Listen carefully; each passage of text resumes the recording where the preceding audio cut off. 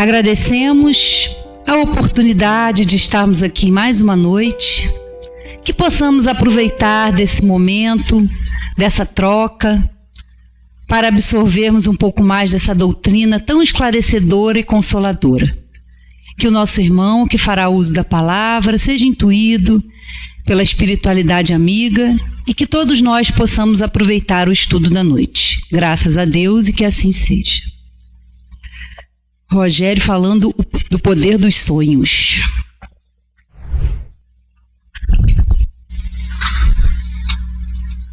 Vê que eu coloquei a cadeira bem para trás mesmo, né? Porque o negócio vai ser animado, né?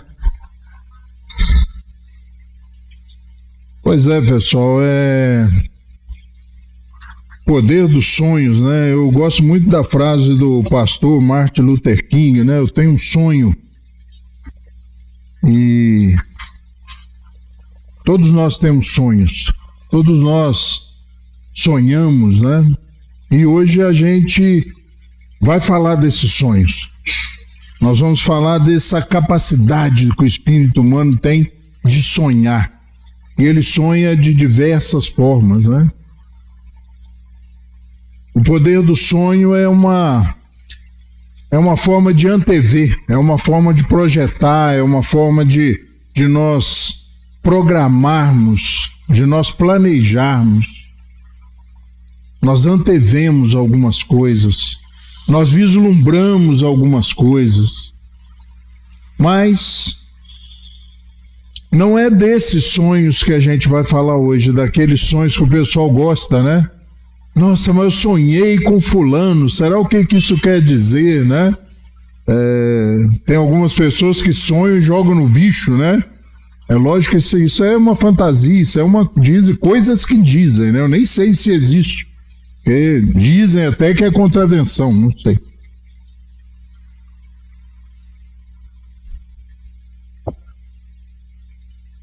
Eu sonho de umas formas muito interessantes. Eu já tive um sonho um dia com uma pessoa que nós trabalhávamos juntos numa associação espírita durante muitos anos. E eu tive um sonho com ele muito impressionante, muito marcante. Sabe, aqueles sem muita fantasia, aqueles muito reais. E no outro dia eu cheguei na empresa, porque eu também trabalhava na empresa dele, e disse a ele, mas o senhor não me dá sossego nem à noite, né? E ele diz assim, pois é, trabalho não pode parar. Aí eu falei assim, mas o senhor sabe do que eu estou falando? Lógico. Eu já tinha estudado um pouquinho o espiritismo e eu soube, né, do que ele falava. Dessa capacidade que nós temos de agir quando desligados parcialmente do corpo físico. E eu não me assustei muito, mas fiquei muito intrigado, por ele saber do que se tratava. Para nós começarmos a nossa conversa, não é sobre esse sonho que nós sonhamos quando estamos parcialmente desligados do corpo físico, ou seja, dormindo. O corpo está se refazendo, o corpo está se recompondo e nós, espíritos, damos no pé. Eu costumo fazer algumas preces bastante precisas assim antes de dormir, convoco o meu amigo espiritual para que ele esteja a postos, pronto, porque eu vou dormir. Porque se ele não tiver a postos, pronto, me aguardando, eu tenho receio de não ir para onde eu deva realmente ir e para onde eu preciso ir. E às vezes quando eu demoro a dormir, eu planejo, faço minha prece e demoro a dormir, eu me apiedo dele e falo assim, pô, deve estar me esperando, né? E eu imagino que ele, por ser próximo a mim, ele deve ser um pouco impaciente também, e eu imagino ele sentado ao pé da cama, batendo o pezinho, mas você não vai dormir, rapaz, vamos, eu tô te esperando. Como é que é? Eu não tenho tempo a perder. Eu acho que o espiritismo, às vezes, sabe, às vezes não, desculpe, não é às vezes. Eu acho que a gente tem que tirar o espiritismo dessa prateleira muito alta, desse religiosismo muito alto. Ah, o amigo espiritual vai ficar chateado comigo, os mentores vão ficar chateados comigo. aquele tal espírito vai ficar chateado comigo. Se ficar, é prova que ele nem é tão superior assim, né? Então não se preocupe com isso, coloque à prova, coloque em dúvida, sabe? E bom humor. Bom humor, eu acho que essa ironia mais fina, ela é interessante, ela faz a vida ficar melhor, ela faz a vida ficar mais gostosa, menos pesada, menos dramática. Eu gosto dos oradores mais diretos, mais naturais, mais incisivos. Eu não gosto daqueles oradores que você conversa com ele ali e ele conversa com você normalmente quando sobe ao púlpito. Boa noite, sejam bem-vindos, meus irmãos, Jesus está presente. E aí eu pergunto, a quem eu estou ouvindo? Se é aquela pessoa ou se é um personagem. Sabe, falar de espiritismo, falar de vida, falar de religião, falar de qualquer assunto, necessita de espontaneidade, de naturalidade. Vir ao centro espírita é um ato de felicidade, um ato de espontaneidade, né?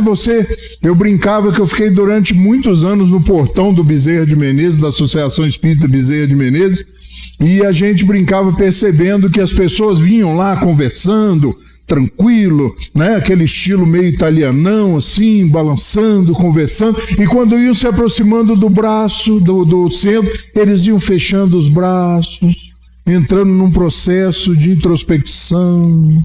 E quando chegava no portão, eu saudando as pessoas ali, né, com a minha simpatia, assim, acho que eles escolhiam mal os porteiros da casa, mas tudo bem.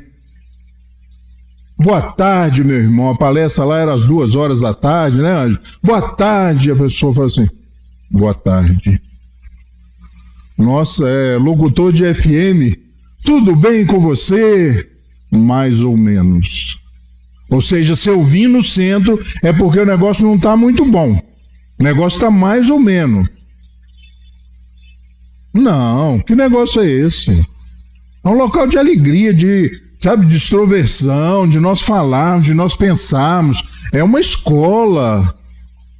É um local onde Kardec nos trouxe e nos impulsionou a vir e nos estimulou a vir através das perguntas e respostas. Nós vamos lá para aprender, para conhecer, para saber. Para continuar, nós não vamos falar desse sonho e muito menos desses. Embora eles sejam importantíssimos, principalmente para mim, eles sejam às vezes assim, né,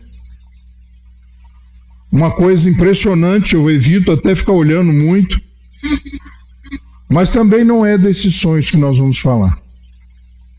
Embora nós devamos, sejam eles quais forem, lutar com unhas e dentes pelos nossos sonhos. Qualquer um deles. Devemos segurar firme nos nossos sonhos e fazer com que eles se transformem em realidade. Essa é a intenção do sonho, esse é o valor do sonho. É a possibilidade de você olhar, de você contemplar, de você parar e pensar, construí-los, edificá-los, fazer com que eles se transformem em algo quase palpável, porque tudo começa no sonho. Todos os grandes projetos, todas as grandes ideias, todos os grandes feitos começaram um dia no sonho. E é desse sonho que nós vamos falar. Desse sonho que às vezes parece tão distante, mas que nós temos capacidades impressionantes de caminhar até esse horizonte e fazê-los reais, fazê-los acontecer. Como eu vivi sonhos na minha vida, porque tudo, como eu disse, começa no sonho. Lá, criança, lá no começo, sabe? A gente idealiza uma profissão, idealiza a carreira a seguir, idealiza o que nós vamos fazer, e conforme nós vamos caminhando nessa experiência, conforme nós vamos caminhando na vida, nós vamos ajustando os nossos sonhos. Mas volto a dizer, nós não podemos abrir mão deles, seu Luiz, de jeito nenhum. Nunca desistir deles. Sonho é coisa sagrada. Olhá-los com olhos de análise, ajustá-los à nossa própria realidade, buscar o prazer nas nossas ações, porque todos os sonhos necessitam de algum nível de sacrifício.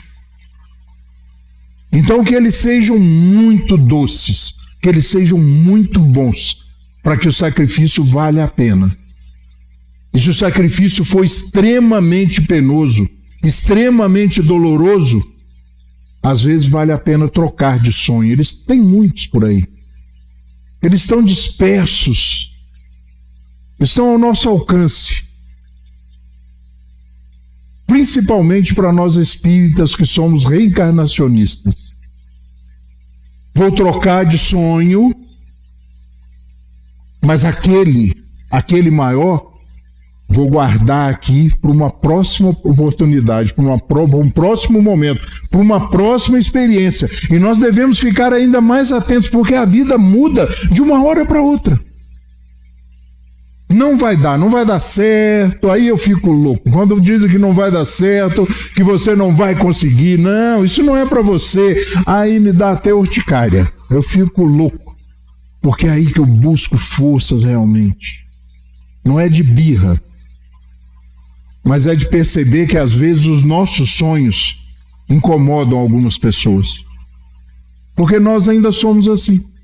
A realização de alguns sonhos, mesmo daqueles mais próximos, às vezes nos incomodam. E nós vivemos isso dentro da oficina da família.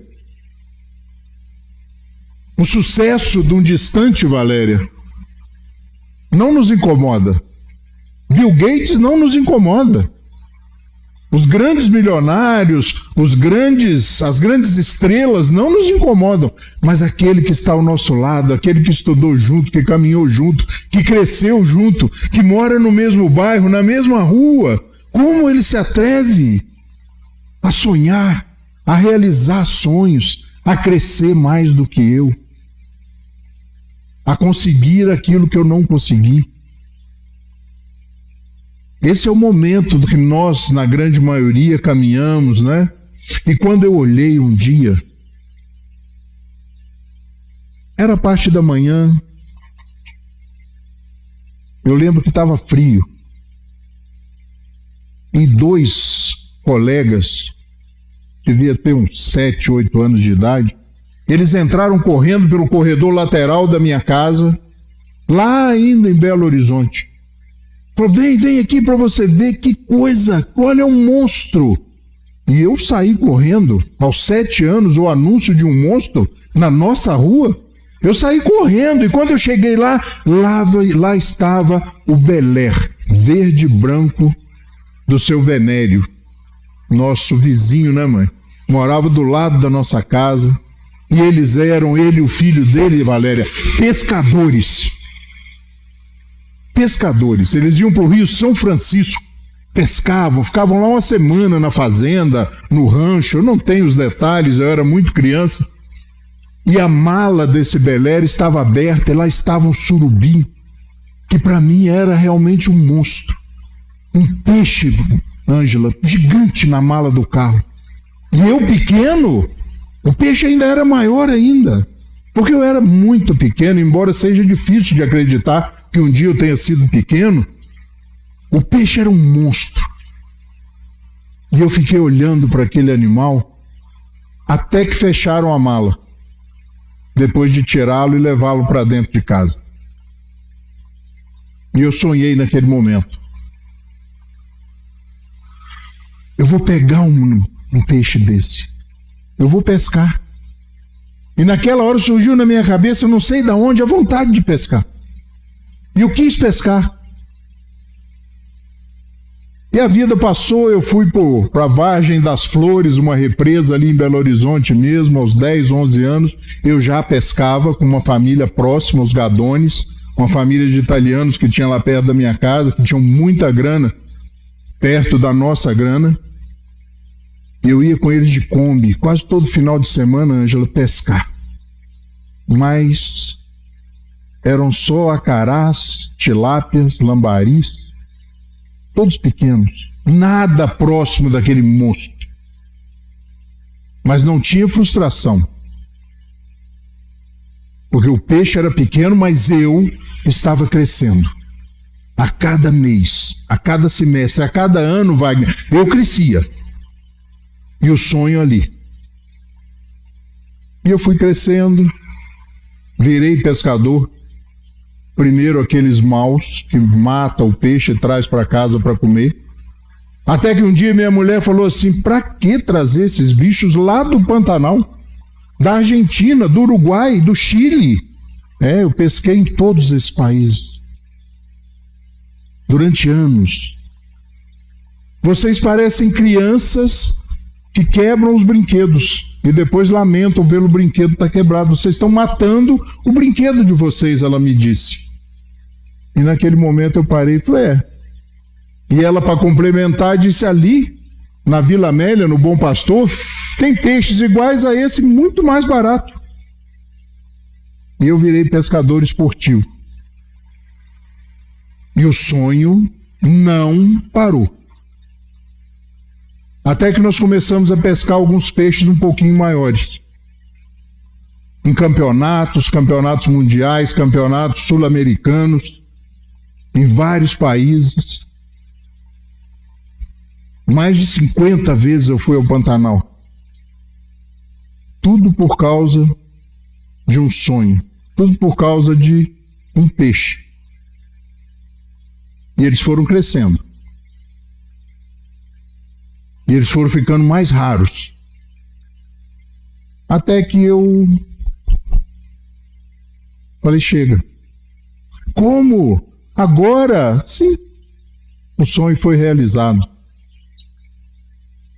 A Valéria falou que parece mentira de pedra. Por isso eu trouxe as fotos. Isso mentira de pescador. Eu sou vendedor e sou pescador. Então, eu chego, tem lojas que você entra e tá assim: aqui reúne-se vendedores, pescadores e outros tipos de mentirosos, né? Quando a gente se reúne. Então, esses todos aí que vocês viram foram soltos. Porque nós queríamos só fotografia.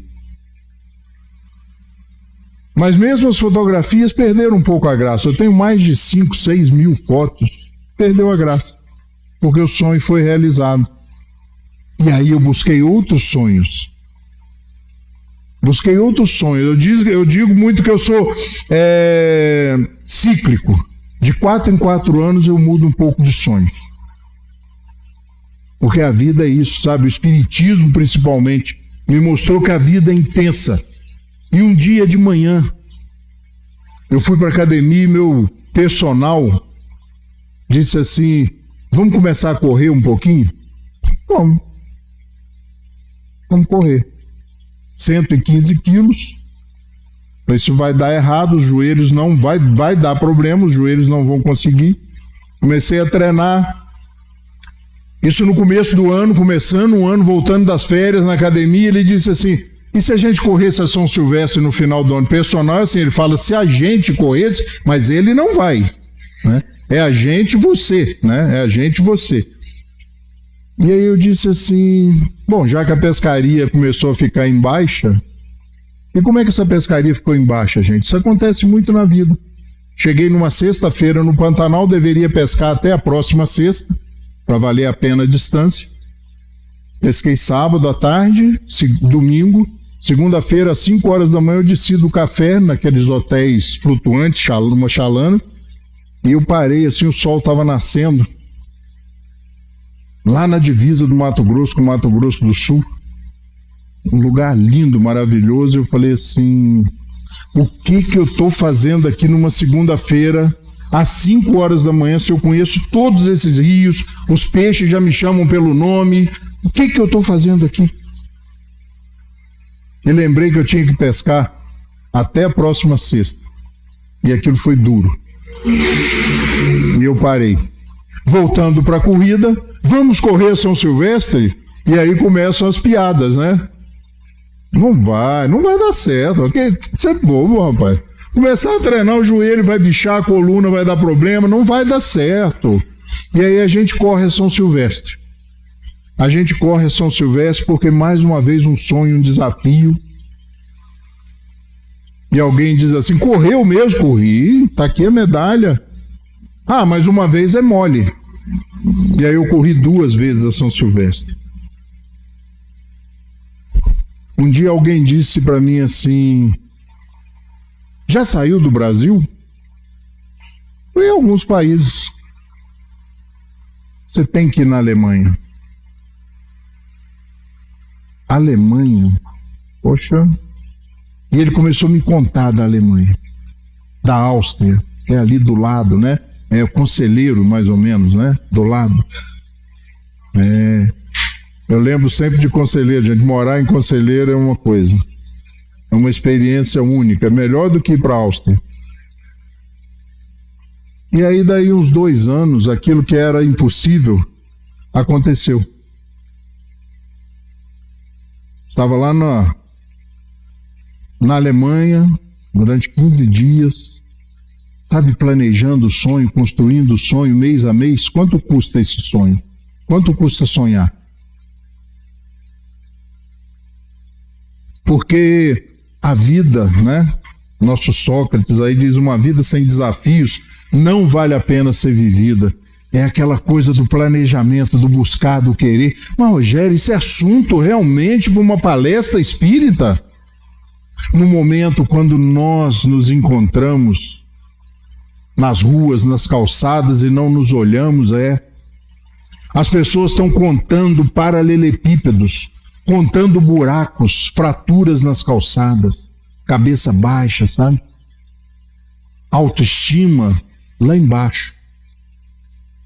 É isso que eu vejo nas pessoas, é isso que a gente tem visto nas pessoas, o desânimo, a desilusão e o gigante da alma humana, a desesperança, do verbo esperançar, de não ter esperanças que a situação vai mudar.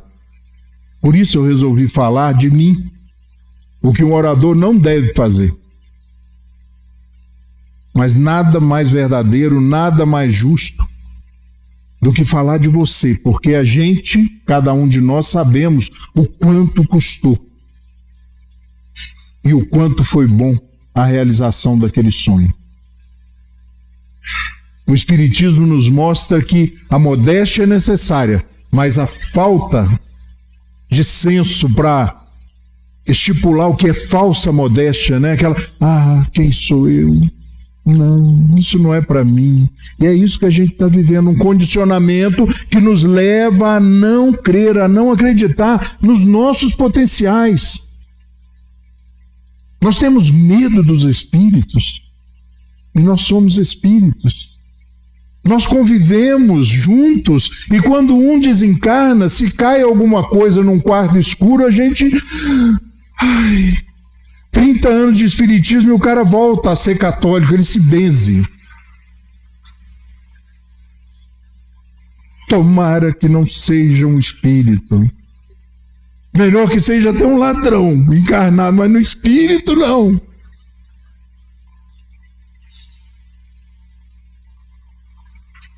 A gente precisa um pouco, sabe, às vezes, de adrenalina, de disposição, de desafio, de correr alguns riscos.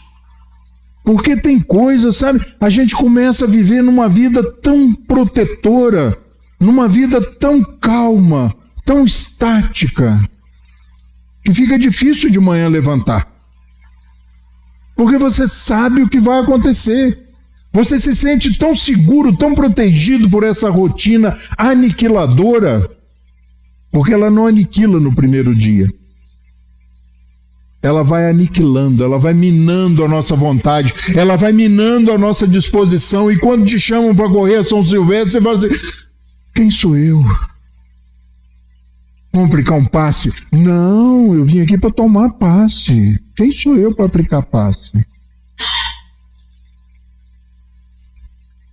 Eu falei do sacrifício lá no começo, é só ler alguns livros, não são todos esses necessários para aplicar passe, mas compreender a sistemática do passe, entender o que acontece naquele momento. Eu já fiz uma palestra sobre isso aqui. E se dispor, falou, eu vou aplicar passe. Até porque um dia ele falou na palestra dele que quem aplica o passe, automaticamente, por consequência, está envolvido no passe e sai muito mais, às vezes, beneficiado do que quem tomou. Porque nós aplicamos vários. E o nosso sistema, o nosso organismo, as nossas energias, os nossos centros vitais são dinamizados, são potencializados. Então, por que não? Um pequeno sacrifício, aprender. Mas que bom, né? Que bom que a gente pode dizer, ainda bem que sempre existe outro dia, e outros sonhos, e outros risos, e outras coisas. Porque já pensou se a vida realmente fosse rotineira? Não, mas eu escolhi ter uma vida rotineira, mas quem disse que a vida deixa? Tem o personal, tem o vizinho, tem o irmão que muda de emprego e começa a ganhar mais do que... Isso é provocação. Isso é a vida nos provocando, sabe? Ah, mas eu não tenho inveja. Não, é um processo natural. Ela só tem que tomar cuidado para ela não virar patológica. Mas quantas e quantas vezes eu vejo uma coisa, assisto uma coisa e falo assim, eu quero isso para mim. Como é que faz para virar isso? Como é que faz para aprender isso? Como é que eu faço para fazer isso? Como é que eu faço para ser isso? Isso é o que? Vontade de quero ser? Tudo bem, pode ser. Não tem problema. Mas a vida convida, sabe, a gente a se libertar, a sair dessa rotina massacrante de acordar no mesmo horário, tomar o mesmo café, comer o mesmo pãozinho da Panko, a mesma marca de manteiga, comer nos mesmos restaurantes, sempre as mesmas coisas, sempre a mesma quantidade. Ser cliente do mesmo banco há 25, 30, 40 anos. É segurança, é segurança.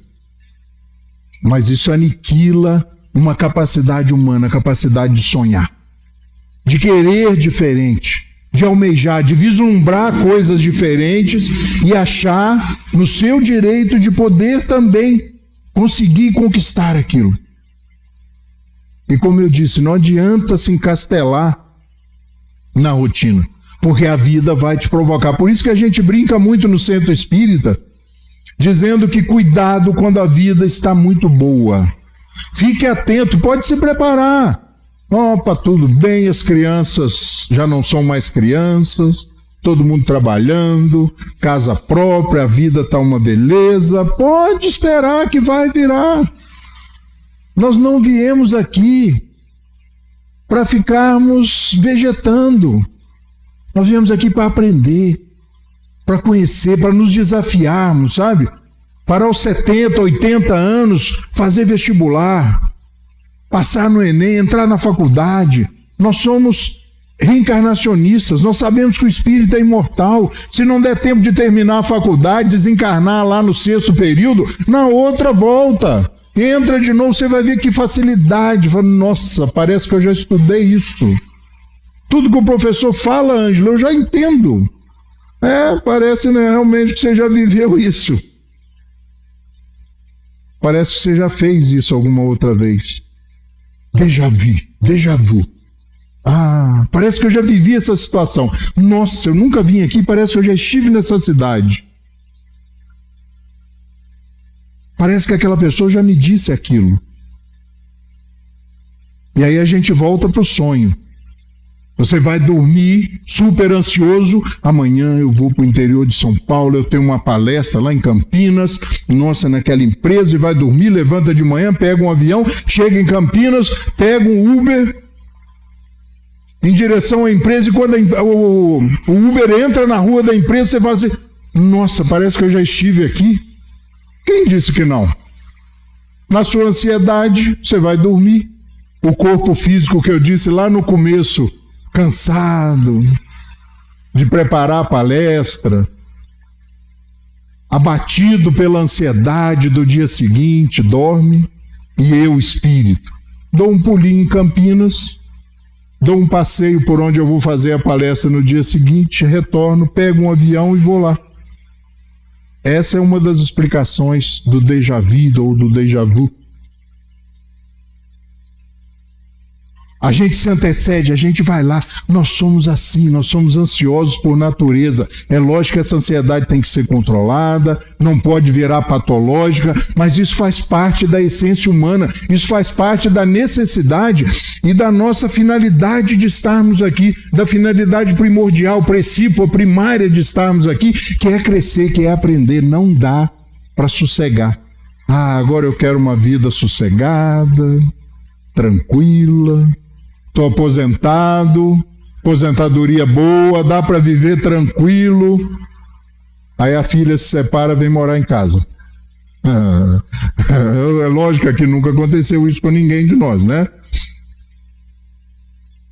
O filho perde o emprego, a situação econômica ou financeira degringola e ele tem que passar uns 2, 3 anos. E filho é um perigo quando eles voltam.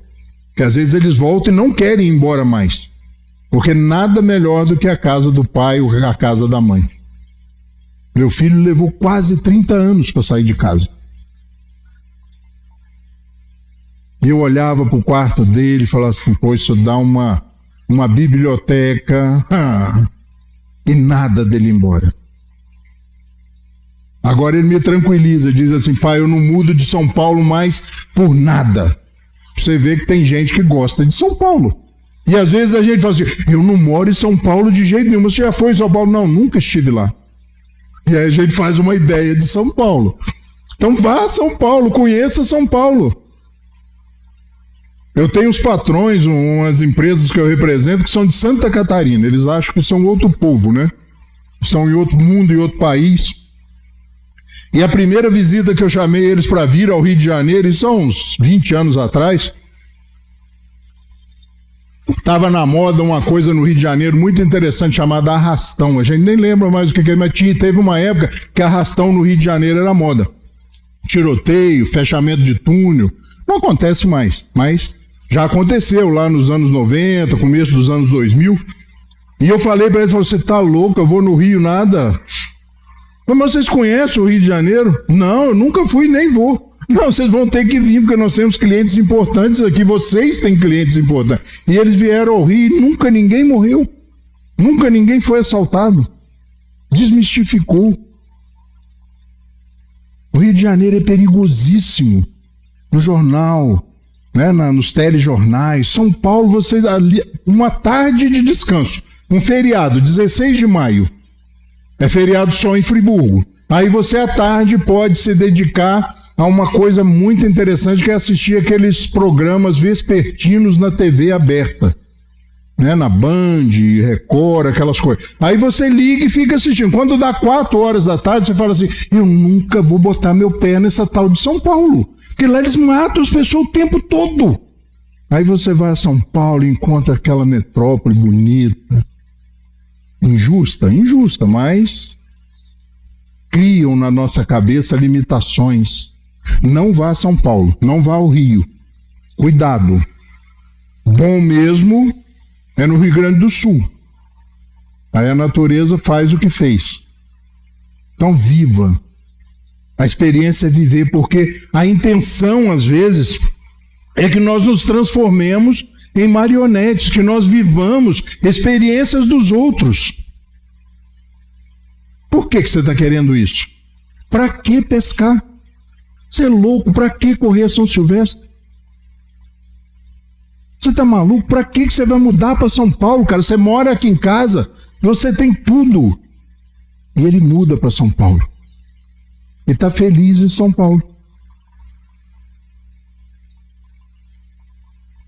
Isso chama livre-arbítrio. Mas se nós não ficarmos atentos, nós vivenciamos isso. Nos tomam o livre-arbítrio, cerceiam as nossas possibilidades, as nossas intenções, os nossos desejos, os nossos sonhos. E aí Kardec vem correndo e nos diz assim, O livre pensamento eleva a dignidade do homem. Dele faz um ser ativo, inteligente, em lugar de uma máquina de crer. Eu tenho fé que Deus vai mudar a minha vida. Ótimo. Mas Ele não vai mudar a sua vida. Porque você tem livre-arbítrio. Você vai mudar a sua vida. Ele vai te inspirar. Ele vai colocar ao seu lado pessoas que vão te dizer: faça assim. Vá para São Paulo, meu filho. Experimente. Nós somos os trabalhadores divinos. Nós falamos para as pessoas. Nós agimos nas vidas das pessoas. Nós chegamos ao ponto de querer que Deus resolva conta de luz, gás, água. Que Ele avie ou dê solução numa receita farmacêutica. Vai, meu filho, vai que Deus vai te ajudar. Eu fico imaginando Deus ou Jesus pensando: não, eu mandei Ele aí em você para você resolver. Porque bolsa de compra, conta de luz, conta de água, gás, isso eu não consigo fazer. Isso é com vocês. Entre vocês. Até que vocês aprendam que são irmãos. Até que vocês aprendam que a função de estar aí, quantas vezes forem necessárias, é simplesmente de aprender a amar. Ama e faze o que quiseres. Santo Agostinho. Ama e faz o que você quiser. Porque quem ama não erra. E aí a gente pensa se realmente a gente já aprendeu a amar. O livre pensamento eleva a dignidade do homem. Dele faz um ser ativo, inteligente, em lugar de uma máquina de crer. Eu tenho orado tanto para arrumar um emprego. Não adianta. Na atual situação do mundo, não funciona. Experimente algumas coisas inovadoras, mandar o currículo, perguntar aos amigos, visitar algumas empresas. Costuma funcionar, e costuma funcionar rápido, hein? Friburgo tem um dos índices mais baixos de desemprego do estado do Rio de Janeiro. É um perigo procurar emprego. Porque acha. A gente costuma brincar lá no abrigo: talvez você não ache o emprego que você quer, que você deseja, o salário que você acha que merece. Mas qualquer salário, qualquer emprego é melhor do que o desemprego. Às vezes dá para ficar ali, segurar aquele sonho do emprego por 1.800, por 1.500, mas pegar, lembra lá no começo que eu falei? Pega o grande sonho e bota ali do lado. Na primeira oportunidade, na primeira chance, busca o grande sonho, busca o melhor emprego, busca a felicidade, busca o que você quer. E nós espíritas temos um caminho facilitador para tudo isso. Mas a gente acha que é sacrifício. São as obras fundamentais da doutrina espírita, que começa nesse livro que o Centro Espírita Friburguense está presenteando para a gente aí há meses, O que é o espiritismo para aqueles que estão vindo pela primeira vez? Fala assim: esse cara é doido. Aqui Kardec nos fala o que é o espiritismo. Ele não pergunta, ele diz para a gente o que é o espiritismo, e lá no final ele diz assim: depois disso tudo exposto, se você achar interessante, estude a doutrina espírita. E aí é o Livro dos Espíritos, o Livro dos Médiuns, o Evangelho, o Céu, o Inferno e a Gênesis. Eu levei uns 5 anos para decorar essa ordem. Depois a Revista Espírita, que consequentemente ele, achando que tinha pouco trabalho, ele, Kardec, achando que tinha pouco trabalho, paralela à publicação dessas 6 obras, ele publicou 12. Melhor, vou voltar atrás, porque não são 12 fascículos. Ele publicou 136 revistas espíritas durante 136 meses, sem faltar nenhum. E mesmo depois de desencarnado, ele publicou mais um, porque ele já tinha o do mês seguinte pronto, e só tiveram o trabalho de publicar, depois do desencarne dele. Isso foi condensado, viraram 12 livros. Então como é que eu conheço a doutrina espírita? Eu só conheço esse caminho, que é estudando, lendo as obras fundamentais. Para quê? Para fazer palestra? Não. Isso mudou a minha vida. Eu já disse aqui em várias palestras, aos 17, vou voltar um pouquinho, aos 16, 17, 18, 19, Tinha tudo para dar errado. E estava caminhando para um caminho de dar errado. E aí a vida convida. Em 1983, eu faço aniversário. Minha namorada de então, que é hoje minha esposa, a gente vai completar agora dia 8 de dezembro, 40 anos de casados. Eu casei aos 21 anos de idade, isso é a vida agindo. Vamos casar esse cara, porque senão vai dar errado.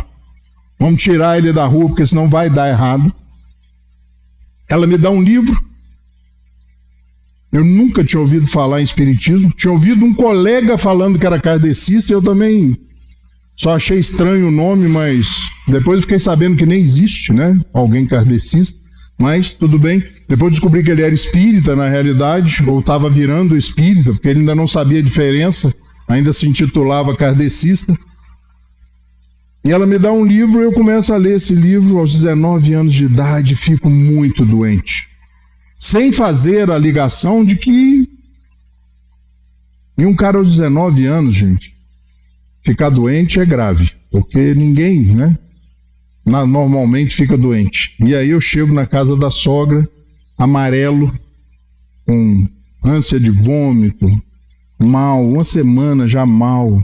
E ela diz assim: vamos no centro espírita porque hoje tem receituário. Sogra, antes do casamento, não se contraria. E eu fui rezando. Tomara que seja mais ou menos, tomara que seja rápido, e atrás dela. E fomos para o centro. Chegamos lá, uma médium me diz assim: tudo bem? Tudo. O que você tem? Eu falei: não sei, foi minha sogra que me trouxe aqui. Já passei a culpa. E ele disse assim: o espírito, através de uma médium, com um cara que nunca foi espírita, que nunca entrou no centro espírita, batizado, crismado, consagrado e mais tudo que tiver na Igreja Católica. Embora eu não fosse muito na Igreja Católica, né, tudo isso aconteceu em função da minha mãe. E ele disse assim: para de ler o livro que você vai melhorar. Eu já contei isso aqui, né? E eu falei: mas por quê? Porque você é um dos personagens dessa história. Isso está mexendo com seus arquivos de memória. Mas, meu filho, você veio aqui porque você está passando mal. Para de ler o livro e você vai melhorar. E cortou, como normalmente os espíritos fazem com a curiosidade vã. E eu saí daquele quartinho, caminhei em direção à porta de saída para me ver livre daquela situação, pensando comigo mesmo: agora eu morro, mas eu leio esse livro até descobrir. Cheguei na casa da minha sogra, falei: que negócio é esse de reencarnação? Ela: aí eu morava num sítio, aos 19 anos, sem energia elétrica, aquela coisa do revoltado, né? Sem causa, aquele louco, né? E eu comecei a estudar a doutrina espírita. Fui estudando a doutrina espírita. E um ano depois eu não queria mais saber quem eu era naquele livro, até porque esse livro contava a história da Inconfidência Mineira, e no primeiro momento eu falei assim: se esse negócio de reencarnação existe, no mínimo eu fui Tiradentes. Já comecei por baixo, né? Foi no mínimo Tiradentes. No mínimo. E aí comecei a estudar o espiritismo. Um ano depois falei assim: bota o livro na estante. Ele está lá em casa até hoje. Porque eu comecei a pensar. E aprendi, Kardec me ensinou que o espírito não retrograda, ou seja, não fica pior. E aí eu pensei: Tiradentes, não dá. Tomás Antônio Gonzaga, não dá. Bárbara Eleodora, eu já sabia que podia nascer homem ou mulher. Também não dá. Ela era uma purista da língua portuguesa, uma poetisa, eu sei mal falar. Peraí, daqui para trás, do sexto personagem para trás, gente, só tinha corrupto, covarde, delatores. Parei de ler o livro. Parei de ler o livro porque o espiritismo liberta a gente, sabe? Ela constrói uma fé necessária para se viver, necessária para ser feliz, e Kardec diz assim: a fé necessita de uma base, e essa base é a perfeita compreensão daquilo em que se deve crer. Para crer não basta ver, é necessário compreender. A fé necessita de uma base, e essa base é a perfeita compreensão daquilo em que se deve crer. Para crer não basta ver, É necessário compreender. E aí eu estudei um pouquinho de doutrina espírita e ela mudou a minha vida. E todos os dias de manhã eu levanto sem medo, sem nenhum receio. Porque eu sei que eu sou um espírito imortal. E essa busca da paz, da saúde, do dinheiro, da felicidade vai ficando cada vez mais natural. E a gente começa a compreender que tudo isso faz parte de um grande sonho. Que a gente vai sonhando de encarnação em encarnação, até chegar um momento em que nós cumprimos a grande recomendação cristã de aprender a amar.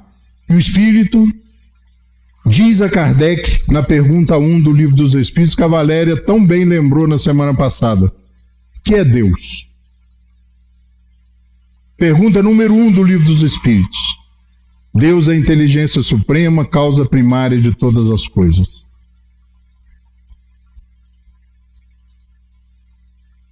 E aí a gente começa a estudar e fala assim, só faltam 1017. Perguntas, mais os desdobramentos, mais os comentários, mais as notas de rodapé.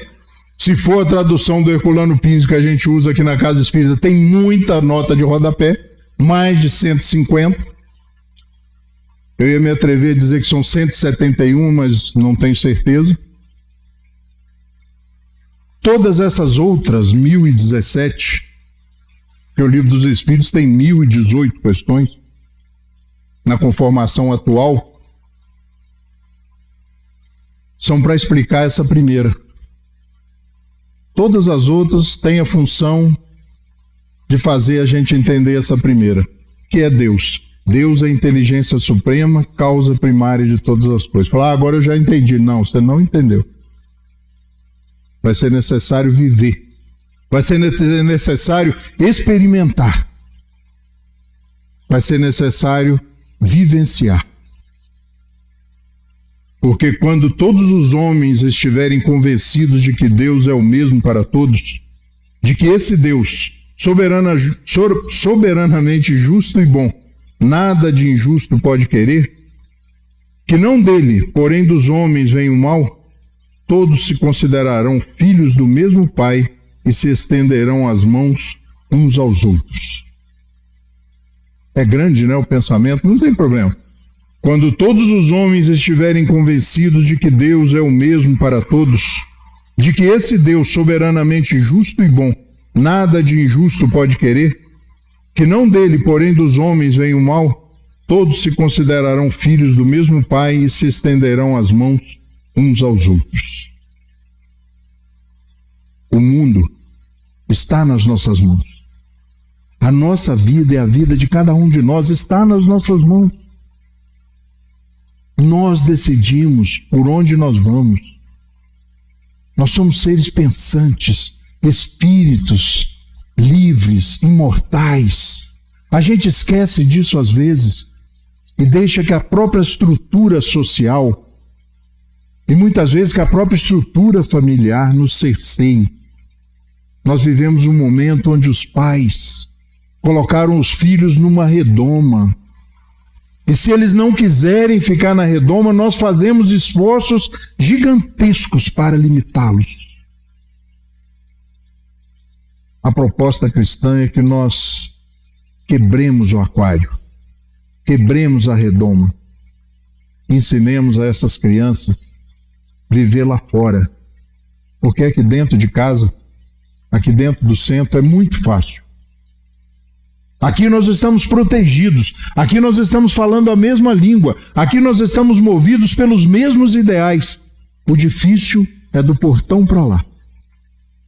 E nós temos que preparar os nossos filhos, os nossos jovens, os nossos tutelados, para que eles aprendam e vivam do portão para lá. Porque aqui dentro eles podem contar conosco. Eles podem voltar. E aos 36 anos de idade nós olhamos para ele e dizemos: tá tudo bem, meu filho? Como nós falávamos quando ele retornava do maternal. Filho é para sempre. E se nós os amarmos realmente, aí o Espiritismo nos ensina que é para sempre mesmo.